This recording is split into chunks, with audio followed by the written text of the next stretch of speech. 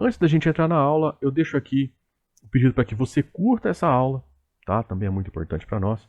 E deixo aqui a dica dos 2 livros usados para construir essa aula, né? Que foram os 2 livros que eu usei como base para o nosso artigo que está lá no site que eu usei para construir essa aula. Primeiro, Geometria Analítica do Stembruch e do Interli. E Geometria Analítica, um tratamento vetorial do Boulos e do Ivan Camargo, 2 livros essenciais para quem precisa estudar Geometria Analítica, dependente do curso de graduação que você esteja fazendo. Os links dos 2 livros estão colocados na descrição, junto com o link do artigo do nosso site, onde detalha tudo que tem nessa aula, né, para que possa te ajudar aí nos seus estudos. Certo? Então chega de papo e vamos para a aula.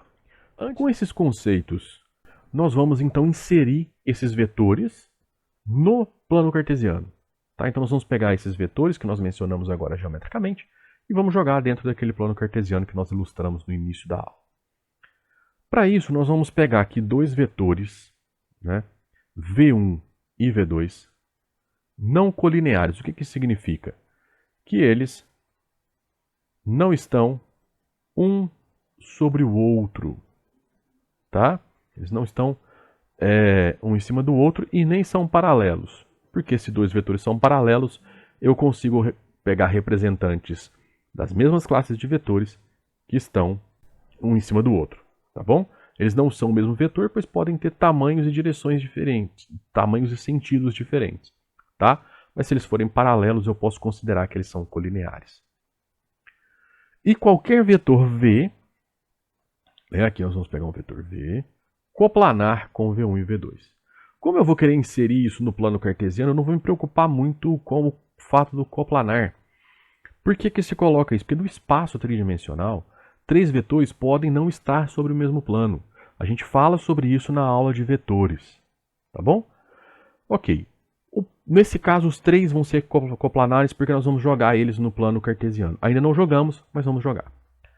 O problema aqui consiste em determinar 2 vetores cujas direções sejam as de V1 e V2 e cuja soma seja V. Tá? Em outras palavras, o que nós queremos é o seguinte: escrever V, esse vetor que eu peguei, como uma combinação linear de V1 e V2, onde alfa e beta são números reais. Isso aqui a gente chama de combinação linear, tá, dos 2 vetores. Tá, ok? Quando esses 2 vetores V1 e V2 não colineares definirem todos os vetores do plano com valores de alfa e beta diferentes, então eu digo que ele é uma base do plano. Aliás, qualquer par de vetor V1 e V2 não colineares constitui uma base no plano. Tá? Os números alfa e beta são chamados de componentes ou coordenadas de V em relação à base V1 e V2. Então vamos lá. O nosso vetor V, nesse caso, ele vai ser referenciado com as coordenadas alfa e beta, lá no plano cartesiano. Tá? Só que eu tenho que me atentar a qual é a base que eu peguei, quais são os vetores V1 e V2 que eu usei para construir esse vetor V lá no plano. Tudo bem? Bom, o que acontece? Se cada um que for estudar geometria analítica for pegar uma base que melhor lhe aprouver, vai virar uma zona. Por quê? Porque aí os valores de alfa e beta eles vão ser diferentes se eu pegar bases diferentes. Certo? Então, instituiu-se uma base chamada base canônica do R2, que ela é formada por 2 vetores especiais. Tá? Na prática, quando você vai trabalhar com bases, você usa bases ortonormais. Tá? Não confunda ortogonais, é ortonormais. Tá? São aquelas cujos vetores são unitários, ou seja, eles têm tamanho ou módulo igual a 1. E são ortogonais 2 a 2. Tá? 2 a 2, tomados em pares, eles são ortogonais. Como na nossa base só tem 2 vetores, então os 2 são ortogonais entre si e têm tamanho igual a 1. Tá bom?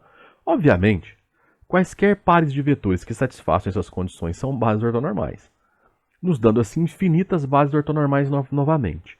Então, se antes eu queria estabelecer um tipo de base para que eu diminuísse um pouco a bagunça que poderia gerar, agora, com as bases ortonormais, eu diminui um pouco, mas não totalmente.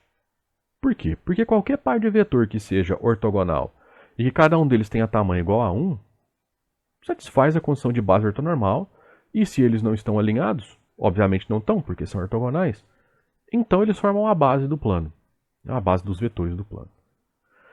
Então escolheu-se uma base que é muito importante, tá? Que a gente vai chamar de base canônica do R2, tá? Ou seja, todos os vetores serão escritos nessa base canônica do R2. E por que ela é importante? Porque ela vai nos dar as componentes do vetor como as coordenadas do ponto que é a extremidade do vetor. Tá? Logicamente, vamos considerar que todos os vetores, salvo nos casos onde eu especifico qual é o ponto A e B que ancora o nosso vetor, nosso segmento orientado, os nossos vetores eles têm origem na origem do plano cartesiano. Esses vetores vão ser chamados de vetor I e vetor J, dados respectivamente por 1 e 0, o I, e 0 e 1, o J. Então aqui você tem o vetorzinho I, né? E aqui você tem o vetor J, tá bom? Perceba que eles são unitários. Facilmente você percebe que o tamanho deles é 1, porque como ele está sobre o eixo X, o tamanho dele é a distância do 0 ao 1.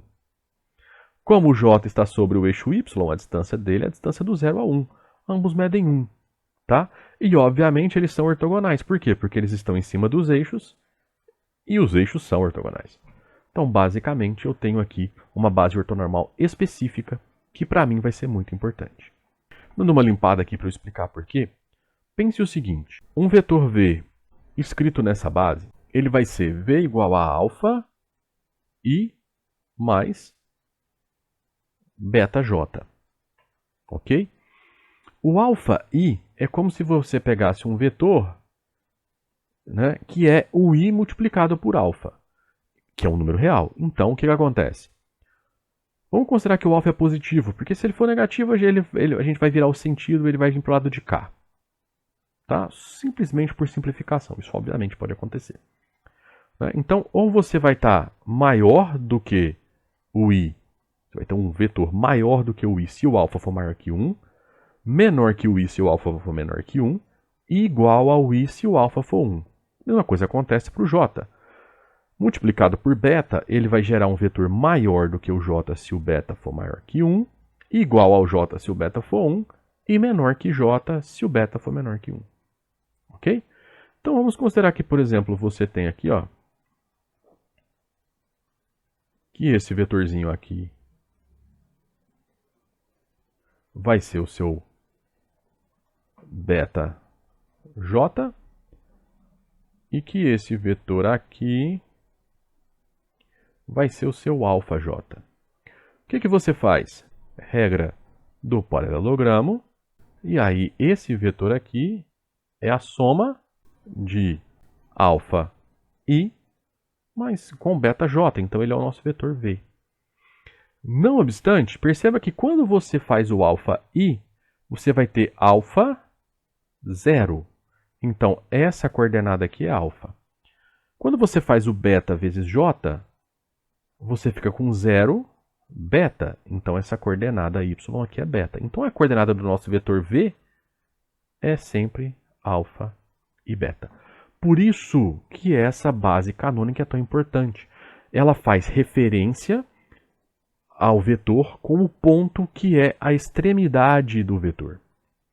Ok? Então, é por isso que a gente usa essa base canônica. Exatamente o que eu estou mostrando aqui nesse slide, não precisava nem ter feito no slide anterior, né? Então, a menos em que eu faça referência em contrário, a gente vai sempre estar usando a base canônica do plano. Então, dado um vetor V, que é xi mais yj, né? Então você tem que x e y vão ser as componentes do vetor V em relação à base canônica. E aí ele vai ser exatamente, né, a soma do YJ, que no slide anterior eu chamei de beta J, e XI, que no slide anterior eu chamei de alfa I.